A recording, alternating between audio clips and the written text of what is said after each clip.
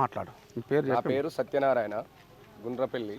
నాకు 3 years accident అయ్యి అది కాలు 2 ముక్కలు కావడంతో ఈ సదరం క్యాంప్కి పోయినప్పుడు సదరం సర్టిఫికెట్ ఇచ్చిన ఇంతవరకు కేసీఆర్ ప్రభుత్వం వల్ల సదరం క్యాంప్ పడలేదు. ఆ పడని టైంలో సంవత్సరం వెళ్ళిపోయింది. రెన్యువల్కి పోతే తంబు రావట్లేదు. ఎక్కడికి పోయినా ఏం చేస్తారు, తంబు వస్తేనే రెన్యువల్ చేస్తామని అంటారు. కాకపోతే మనకు సెంట్రల్ గవర్నమెంట్కి వెళ్ళి ఐడి ప్రూఫ్గా ఒక కార్డు వచ్చింది.